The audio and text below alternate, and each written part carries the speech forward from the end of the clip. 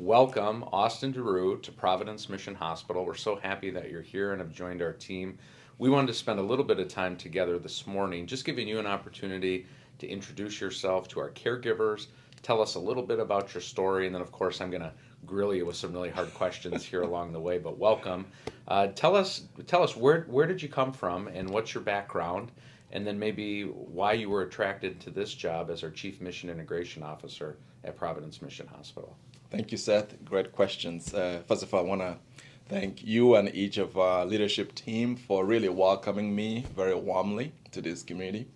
I've had a chance to connect with a few individuals already and really been very impressed with the depth of the mission that I see in this organization and the connection to the values and the longevity that is very evident in this community. It kind of tells me a lot as a mission leader that people really, really embrace the mission and they live it. So just wanted to set the stage there. Most recently, I came from Ohio. I did work for Bon Secours Mercy Health, which is a Catholic health ministry in Ohio, and served as the vice president of mission for two of the regions in Northeast Ohio. And really, it was a great opportunity to serve and minister with a lot of dedicated individuals. And love the folks I work with, love the community, enjoyed Ohio, except for the winter months. So before I got the invitation to join Providence Mission Hospital here in Mission and Laguna Beach. Really, one of the big attractions for me, of course, is the Catholic health system and the fourth largest Catholic health system in the nation. And had a lot of connection with some of my Provident colleagues through other associations, national associations in the country. So I do have some awareness of Providence Mission Hospital from a distance. So, but just getting through the interview process and getting to know the leaders on the ground was very inspiring. I really got a lot more interest in exploring that further, and eventually I was invited to join the team, and very, very grateful for the opportunity and very impressed with the quality of care that happens in this community. So, Well, it's a pretty special place. I think we'll all agree with you about that. Tell us about your first impressions. I mean, you've been on the ground here a couple weeks, of course. It's meeting lots of people. Even as I joked with you in your first week, finding the bathroom, right, or the cafeteria. Those become big deals. But absolutely. what are your first impressions of our caregivers and just kind of Mission Hospital in general? Yeah, overall, as I shared earlier, really very, very remarkable commitment that you see. I had a chance to connect with one of the leaders the other day, and was asking him how long have you been here? It's been here a little bit over 20 years. I wonder what has kept you here so far. I was impressed with the response, the connection to the mission of the organization, the connection to the legacy of the sisters, but also the connection to making meaning, right? And it's not just, you get the impression that it's not just another career, but it's a sense of calling. In fact, he used their language. It is a call. And when you get a leader talking about their work as a call, it kind of gives you an impression that there's something deeper about their commitment to the work they do. So I think that's one of the things that resonates with me as a mission leader, but also kind of it helps you appreciate the legacy and the foundation that has been laid over the years. So I kind of get a sense that I'm really working into a great organization and really looking forward to working with other leaders. Well, you are, and so by way of Ohio, you came here. We actually spent some time together, working together once upon a time, many years ago at SSM Health, another Catholic health system in Madison, Wisconsin. Tell us a little bit more, going back farther, how you got into this kind of work. Sure. I would love to hear about that. Yeah. And anything you're willing to share about your family. I know we talk about this all the time. that's the real good work, is being parents. Yeah. So anything you're willing to share there, I think our caregivers would love to hear. Absolutely. Yeah, of course, it was a pleasure to work with you at SSM Health and made that connection back there. And in fact, one of the other reasons I came out here because I knew that you were a credible leader with a lot of good experience. So and you spent some time here and still, find it meaningful. So it was part of that attraction too. So I want to make sure I set that stage. The other piece, I've spent several years in Catholic healthcare, so that's I do have a lot of passion for the ministry that is grounded in Catholic ministry and Catholic identity, and I think that's important, and that has kind of helped guide me all along in my professional career. I do have a background in ministry, did train as a chaplain.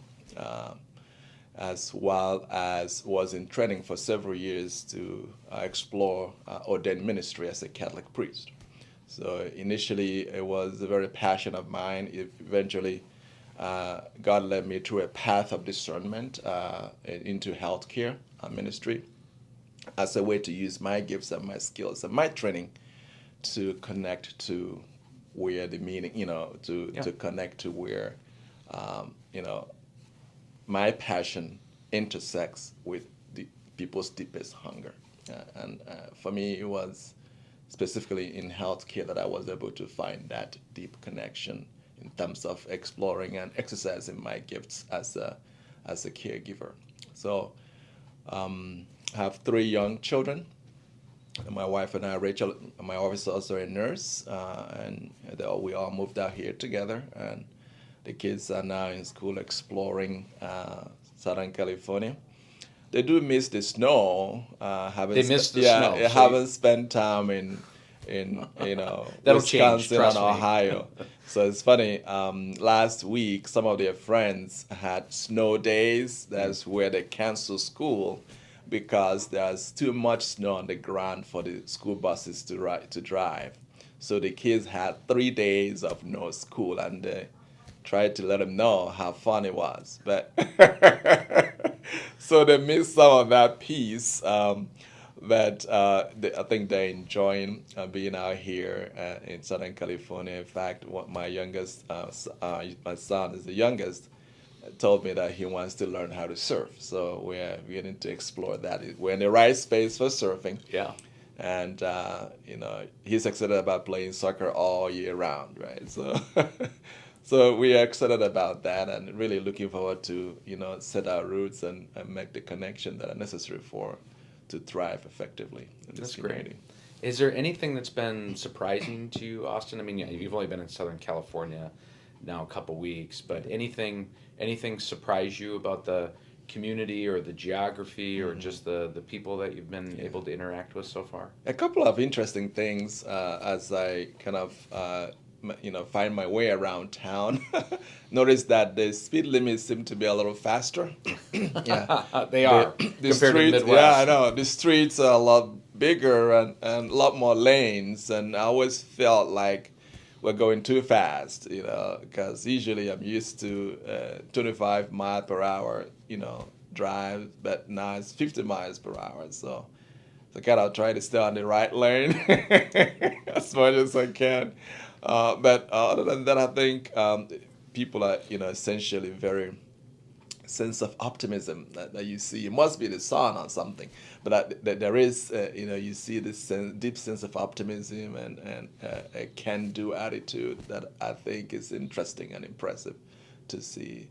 But people are very nice, and of course, in the Midwest, people are wonderful too. But these are a couple of things I've noticed so far in my time here. Well, I know you've done some research just around our history, right? Yeah. And the Sisters of St. Joseph and the Sisters of Providence. Mm-hmm. And of course, we're still in a pandemic, a global pandemic, and God willing, we're going to be coming out the other end of this, hopefully, in the spring. Mm-hmm. But when you reflect on our heritage and our history and this moment in time we're in, is there anything you want to share with our caregivers just about kind of philosophically how important the work is that we do and how we're kind of walking in the footsteps of the sisters? Thank you for highlighting the pandemic. I think one of the things you notice as I round is that people are exhausted. Frontline caregivers have done a phenomenal work over the past 23 months, but you see also a sense of, exhaustion. And that fills me with a deep sense of gratitude for the work that our frontline caregivers do and our leaders as well. We're just getting ready for the Feast of St. Joseph, which is an important celebration for us here at Mission Hospital and across the Providence ministry. And that feast really highlights for me the importance of the legacy of the sisters. One thing, of course, we talk about the charism of Joseph, who has inspired the sisters of St. Joseph of Orange, is very remarkable. And the connection I make to the mission statement of the organization is the whole idea of consistency, steadiness, and that the image or the person of Joseph brings, right? And the humility that his sisters have worked with always, but a deep sense of commitment, right?